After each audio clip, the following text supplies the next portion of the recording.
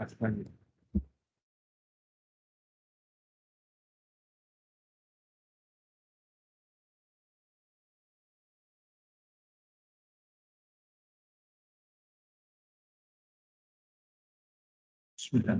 Assalamualaikum warahmatullahi wabarakatuh.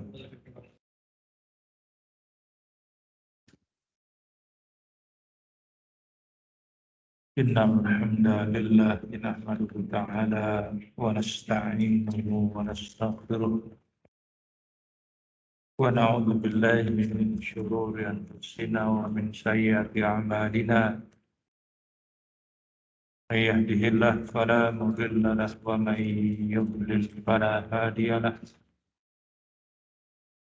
أشهد أن لا إله إلا الله وحده لا شريك له وأشهد أن محمدا عبده ورسوله لا نبي بعده. صلوات ربي وسلامه على نبينا محمد وعلى آله وصحبه وسلم تسليما كثيرا بعد. معاشر المسلمين عباد الله, kembali kita baca Ushul Salasah yang ditulis oleh Syekh Al-Imam Al-Mujaddid Muhammad bin Abdul Wahhab At-Tamimi An-Najdi rahimahullah ta'ala. Kita masih membaca penjelasan Syekh Fauzan hafizahullah ta'ala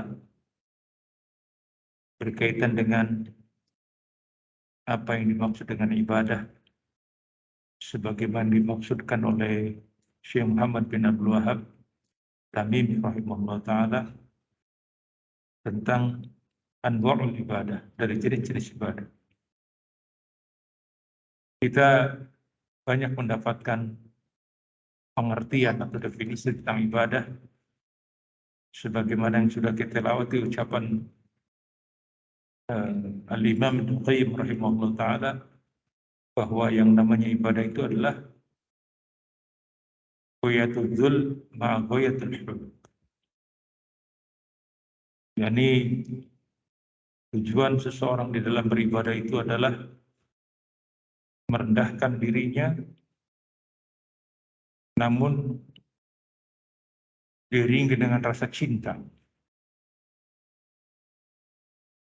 Tidak mungkin ibadah hanya penghambaan saja, merendahkan saja tanpa diiringi dengan rasa cinta. Dan sudah lewat penjelasan kita, seseorang yang hanya semata-mata merendahkan diri kepada Allah Subhanahu wa Ta'ala tanpa diiringi rasa cinta, seperti seorang yang bekerja. Tidak ada kesukaan terhadap apa yang dia kerjakan. Karena memang seperti itulah perintahkan. Terhinakan diri. Sebaliknya kalau hanya rasa cinta saja, tidak ada proses perendahan diri, maka segala sesuatu yang dikerjakan hanya berdasarkan perasaan.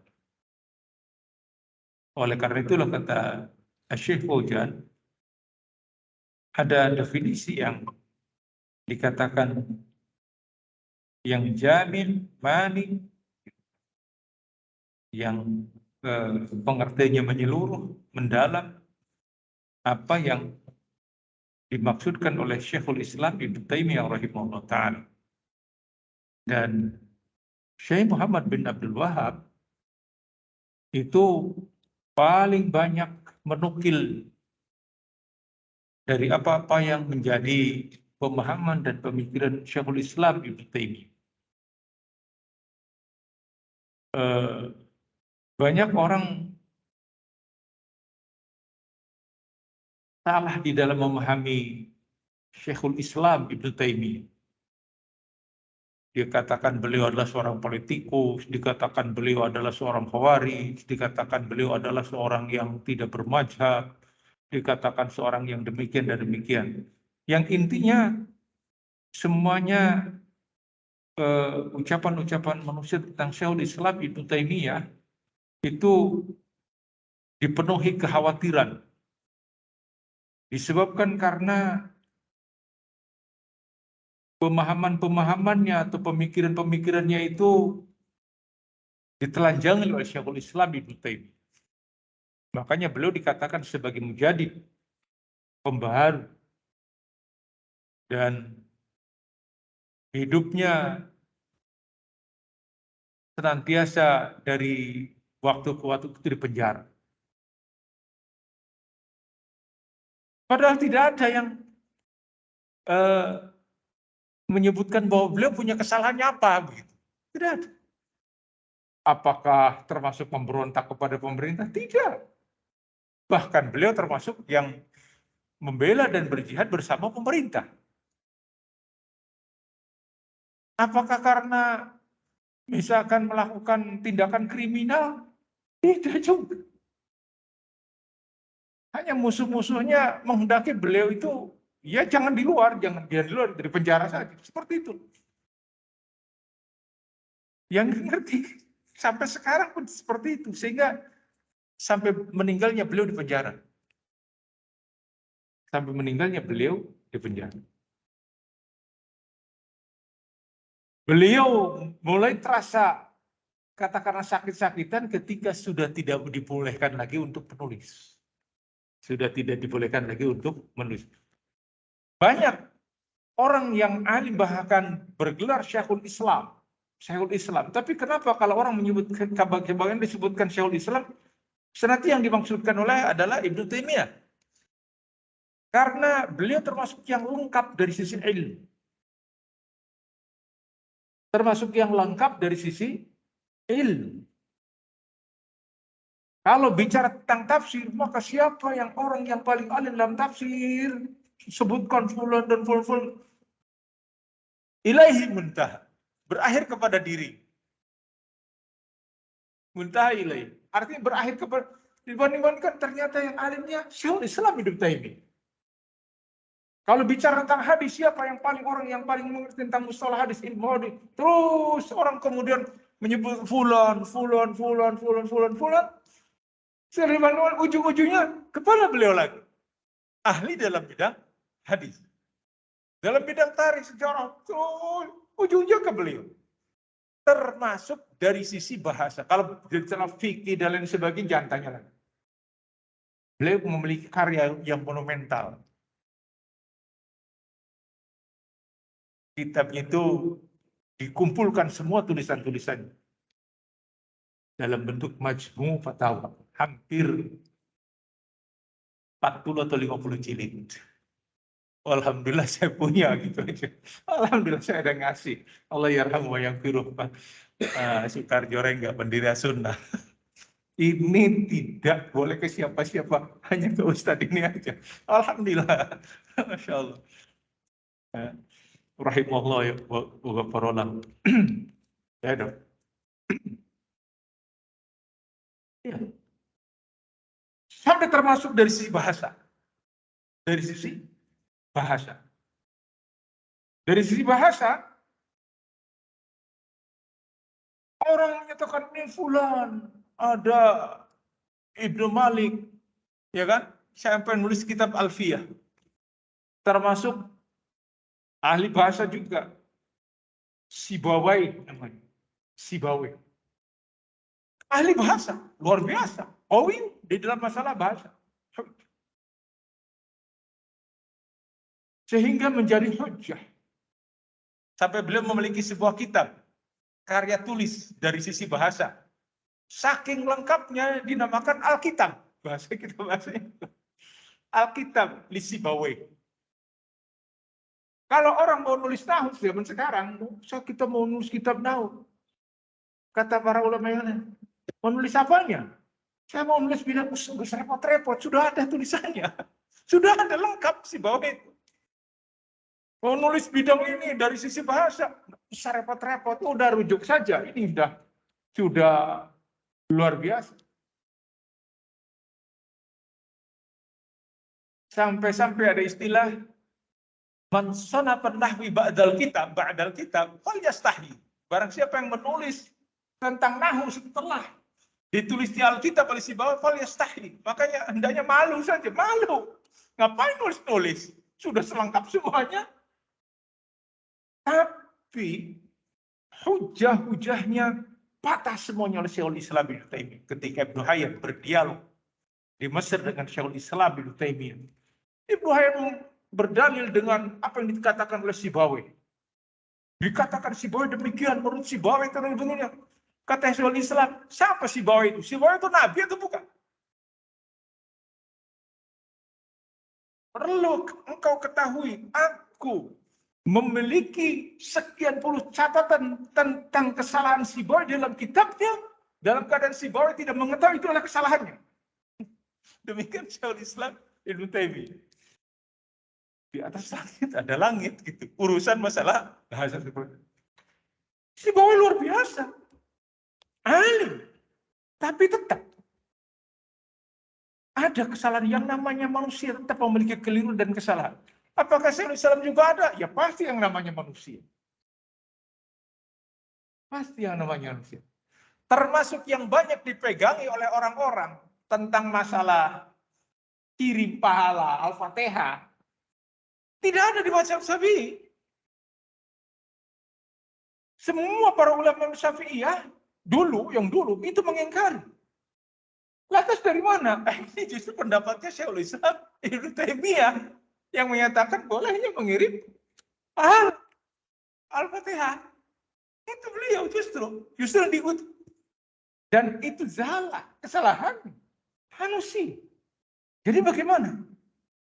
Kembali dalam amalan seperti ini kepada amalan para Rasul dan para sahabat. Apakah para sahabat pernah mengirimkan Nabi Mustafa Rasulullah SAW wa ala alihi wa sahbihi wa dzurriyyati kiramil Fatihah. Apa seperti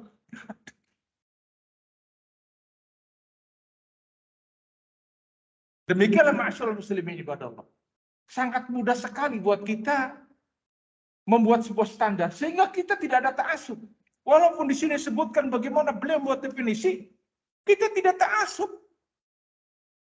Yang karena memang tidak dibolehkan ta'assub, fanatis itu kepada orang per orang, termasuk kepada para ulama.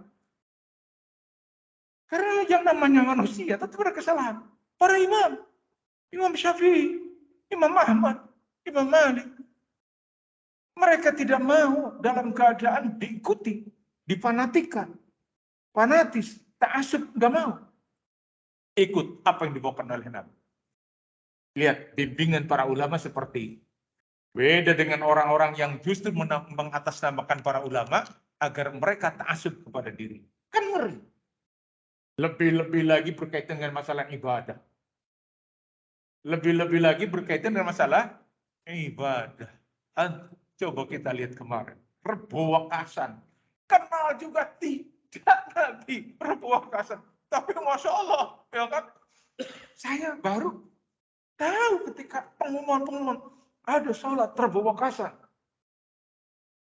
4 rakaat disebutkan. Ada yang 2 rakaat. Rakaat pertama baca surat selain Al-Fatihah, Inna a'tainakal kautsar 17 kali. Setelah itu baca surat ini 17 kali. Ya subhanallah. Dari mana pemahaman dan pemikiran seperti ini? Tapi itulah. Dengan dalil ini mazhab Syafi'i yang seperti ini. Selainnya mazhab Syafi'i tidak ada. Imam Syafi'i tidak ngomong kayak gitu. Di kitab-kitabnya tidak seperti itu. Nah, inilah hal-hal yang terkadang membuat kita heran. Maka ma'asyiral muslimin ibadallah, lebih selamat buat kita untuk mempelajari sendi-sendi dari agama. Yang setelah itu silakan dibangun di atasnya prinsip-prinsip lainnya dari ibadah. Oleh karena itulah kita berupaya untuk bersungguh-sungguh mempelajari tentang perkara ini. Jadi kembali kepada apa yang kita maksudkan dari ibadah dari Syekhul Islam Ibnu Taimiyah. Yang kata beliau, ismun jami'un likulli ma yuhibbuhullah minal aqwal wal a'mal adh-dhahir wal batin. Yang namanya ibadah itulah satu nama yang mencakup segala sesuatu yang mendatangkan kecintaan Allah. Dalam riwayat yang lain, kecintaan dan keridhaan Allah. Minal aqwal, dari ucapan-ucapan. wal a'mal, dari perbuatan-perbuatan zahirah yang ditampakkan, wal batinah ataupun yang tersembunyi. Dengan demikian, ucapan juga ibadah. Perbuatan juga ibadah. Apa-apa yang ditampakkan oleh kita juga ibadah. Termasuk yang tersembunyi, yang tersembunyi itu secara batin juga adalah ibadah. Kalau kesemuanya mendatangkan kecintaan dan keridhaan Allah Subhanahu wa taala.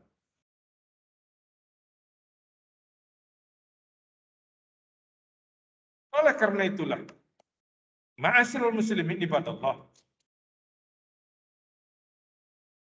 disebutkan kullu ma amarallahi bihi fahuwa ibadah. Setiap apa yang Allah perintahkan itu adalah ibadah. Wa kullu tark lima nahallahu anhu ta'atun lillah wa huwal ibadah.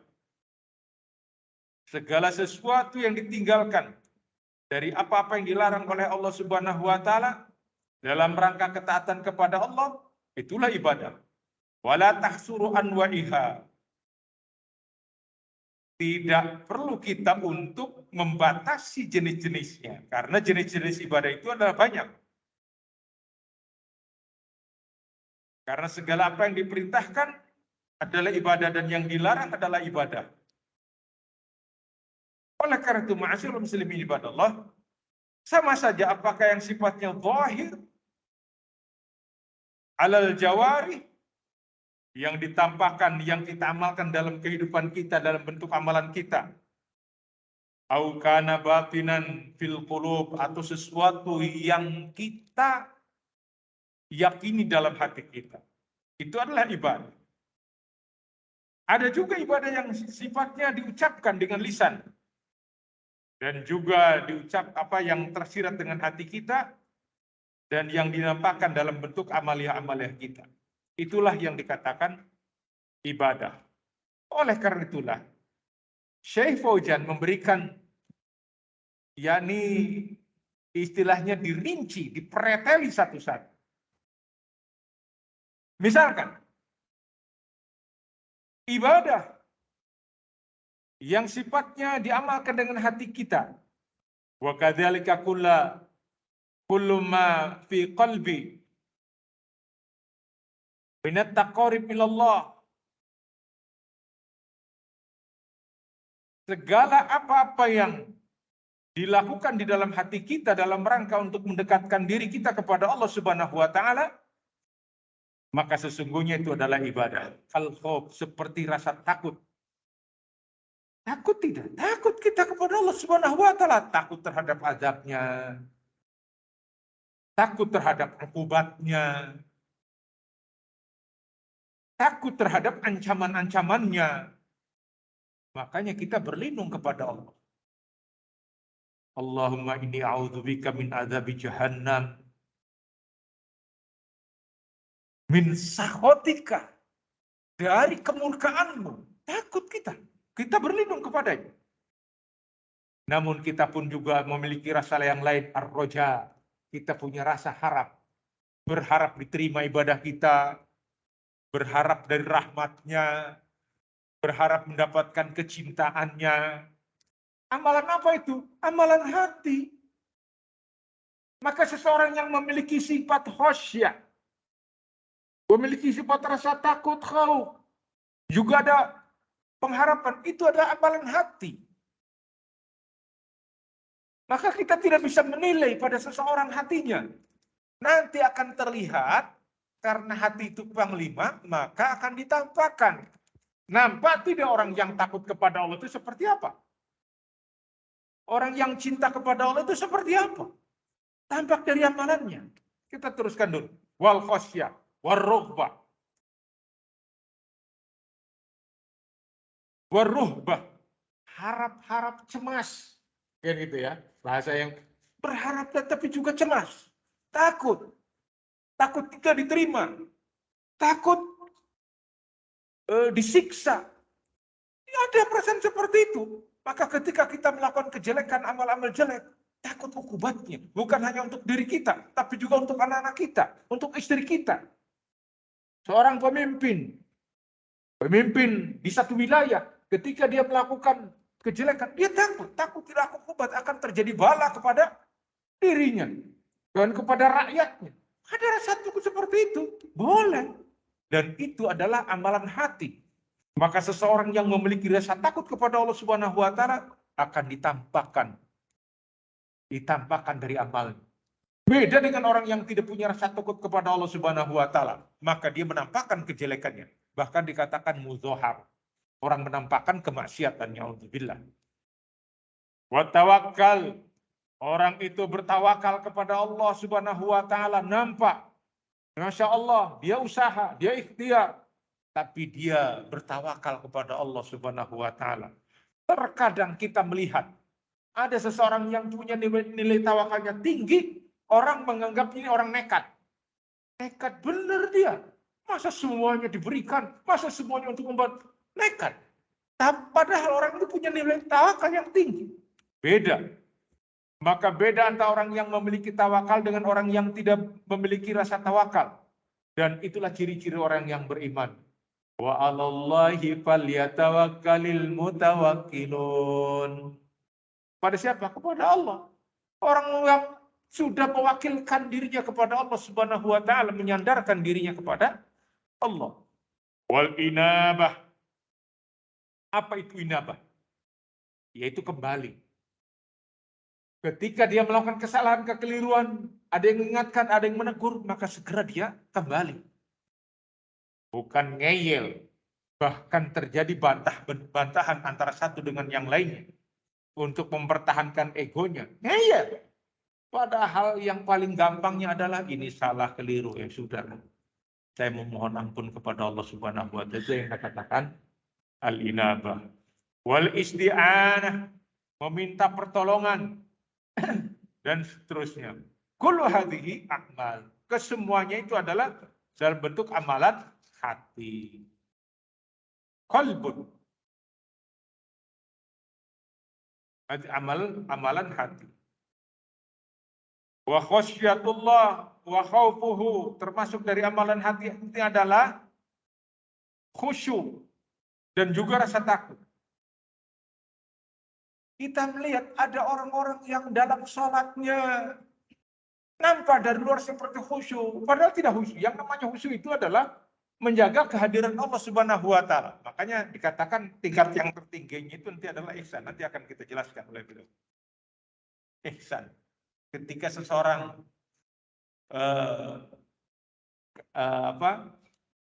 ditanya Rasul, mahwal ihsan, al-ihsan anta'budallah ka'annaka tara. Seakan-akan engkau melihat Allah Subhanahu wa taala. Fa illam takun tara fa innahu yara. Jika kamu tidak melihatnya, maka kamu yakini bahwa dia melihatmu.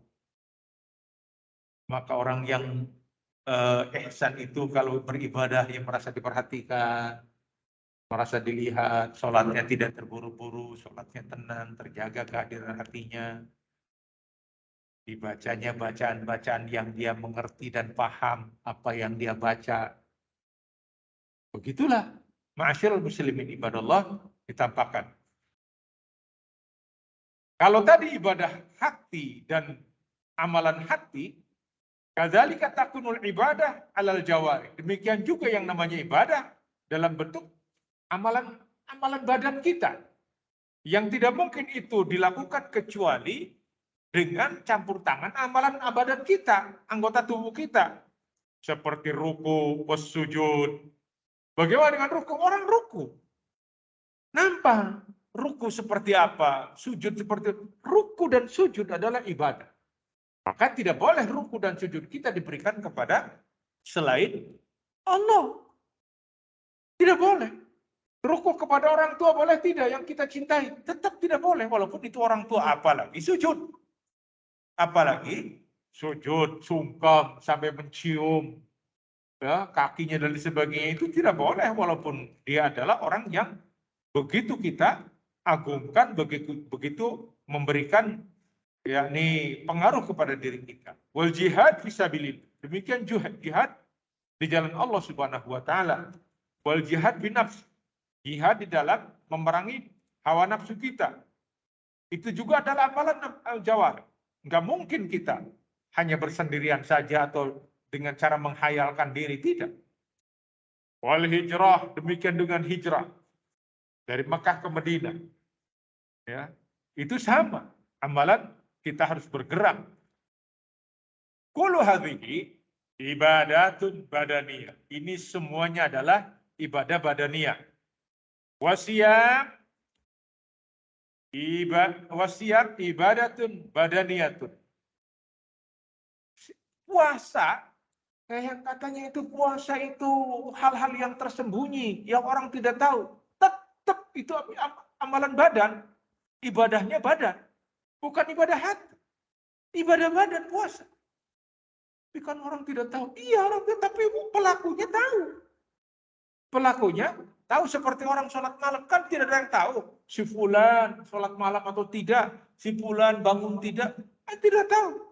Tetap itu adalah amalan badan. Nah, tapi kan kemudian disuruh tahu orang dengan bikin status. Alhamdulillah sudah dapat 11 rakaat. Jam 3 malam statusnya. Oh, biar orang lain tahu. Itu kan. Nah, sama puasa pun begitu. Itu amalan badan. Makanya ada orang yang kuat, ada yang tidak kuat. Ya kan? Faman kana minkum maridun aw ala safarin fa iddatun min ayyamin ukhra.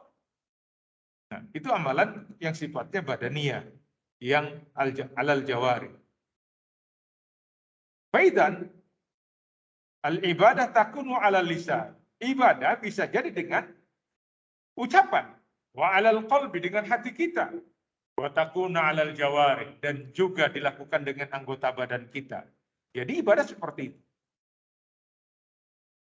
Dengan demikian ibadah terbagi menjadi ibadah yang sifatnya badaniyah dan ibadah juga yang terjadi dengan maliyah. Ya.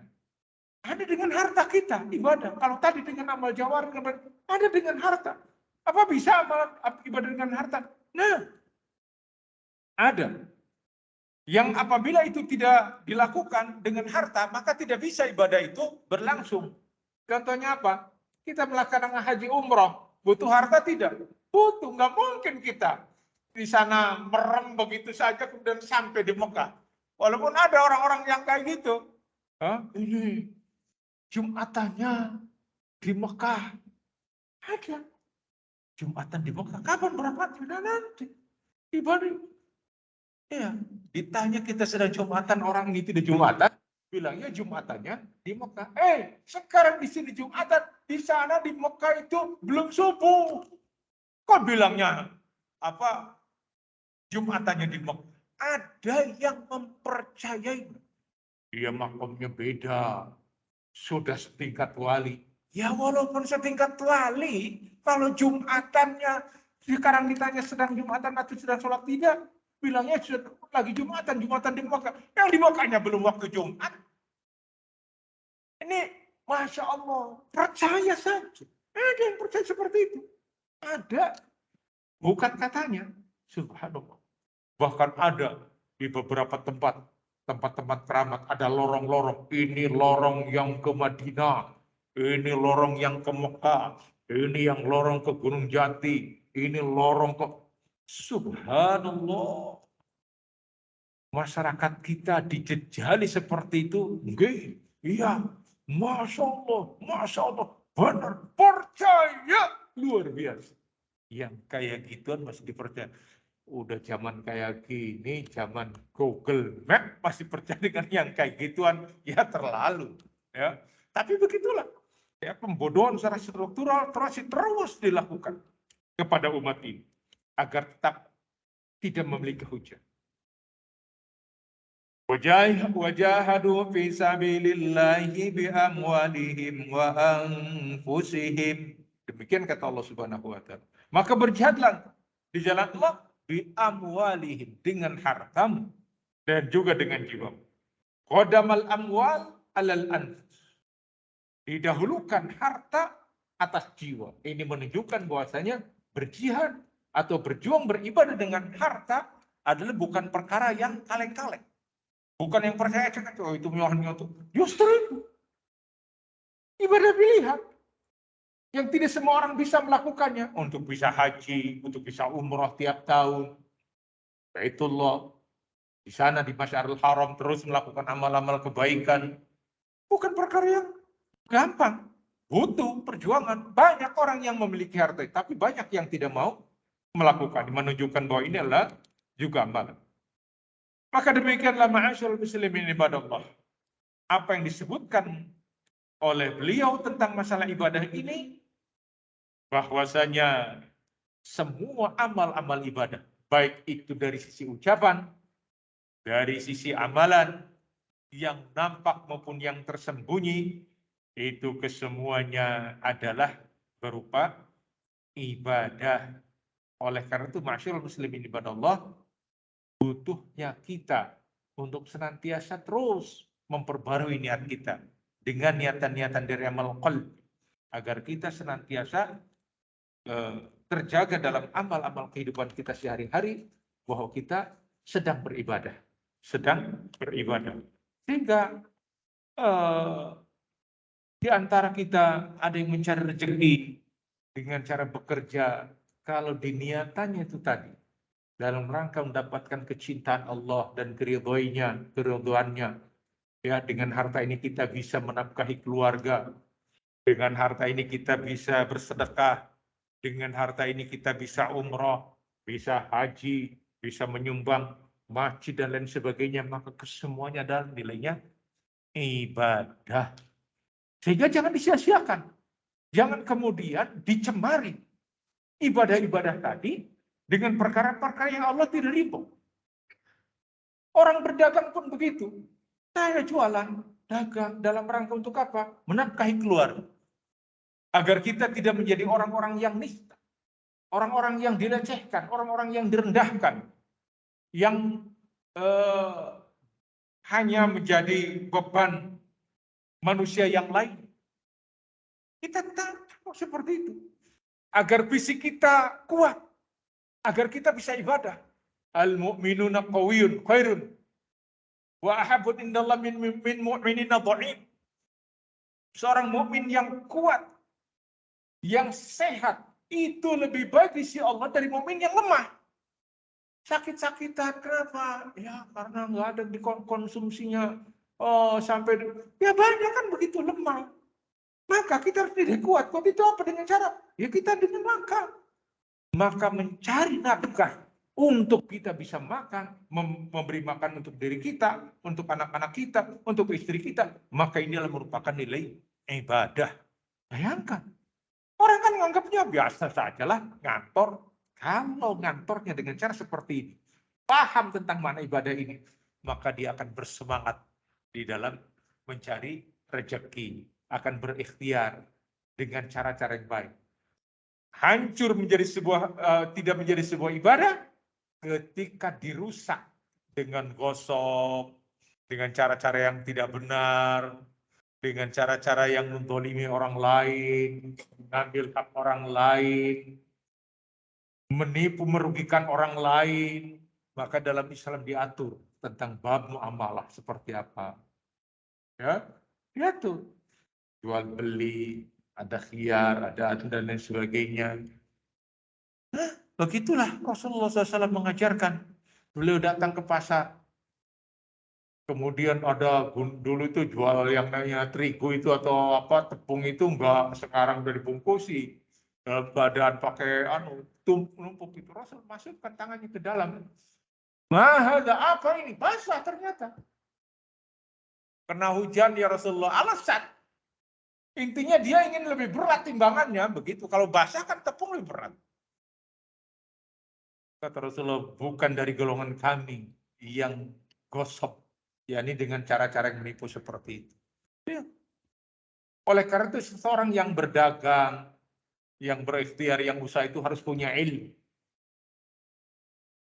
Jangan masuk ke pasar kami orang yang tidak tafakuh di dalam agama, yang tidak ngerti. Umar bin Khattab memberikan maklumat. Jangan masuk ke pasar-pasar kami orang-orang yang tidak berilmu tentang jual beli. Sampai seperti itu. Begitu tegasnya. Kenapa? Agar Ketika mereka berjual beli di pasar, ada nilai ibadah di sana. Kalau orang yang tidak ngerti, yang jelek dijual, atau yang jelek dicampur dengan yang bagus, dijual dengan harga yang tinggi. Ada tidak yang kayak gitu? Ada oplosan-oplosan, beras oplosan, ini oplosan, bukan untuk yang minum. Oplosan, banyak yang seperti itu. Kenapa terjadi? Karena tidak punya ilmu. Maka cara-cara seperti ini bukan ibadah dalam Islam. Anda jangan menganggap bahwasanya ibadah itu hanya di masjid saja. Tidak. Ibadah mencakup seperti itu. Orang yang bekerja ibadah sehingga semangat. Ya, ada semangat. Ada kecintaan, bukan hanya sekedar akan mendapatkan salary, mendapatkan gaji, mendapatkan honor. Tapi di sana ada nilai ibadah untuk menghidupi keluarga. Untuk menyantuni orang-orang yang lemah. Yang seharusnya ini menjadi inspirasi buat siapapun juga. Ketika definisi atau pemahaman ibadah seperti itu. Demikianlah ma'asyarul muslimin ibadah Allah. Semoga menjadi inspirasi buat kita semuanya. Motivasi untuk bersemangat di dalam peribadatannya kita kepada Allah Subhanahu wa Ta'ala. Kemudian disebutkan tentang wa anwa'ul ibadah, dari jenis-jenis ibadah itulah allati amarallah biha, yang Allah perintahkan dengannya, seperti al-Islam wal iman wal ihsan. Dijelaskan walaupun tidak dengan cara yang sangat detail oleh Syekh Al-Fauzan rahimahullah ta'ala, yang beliau menyatakan mimbabit tamthil la mimbadil hasr. Penjelasan ini dari bab tentang mencontohkan, bukan membatasi. Adapun dari jenis-jenis ibadah itu adalah minhu, di antaranya adalah ad-du'a, berdoa. Itu adalah ibadah. Wal khawf, takut, itu adalah ibadah. Warroja, berharap, itu adalah ibadah. Watawakal, bertawakal, itu adalah ibadah. Jangan dianggap amal-amal ini bukan ibadah. Ini adalah ibadah, bahkan ada ibadah-ibadah terbesar padanya. Yang membutuhkan ilmu, kesungguhan pada diri kita. Agar kita menjalannya dengan sebenar-benarnya ibadah. Maka ma'asyarul muslimin ibadah. Dari jenis-jenis ibadah tadi, Syekh ingin menjelaskan kepada kita bahwasanya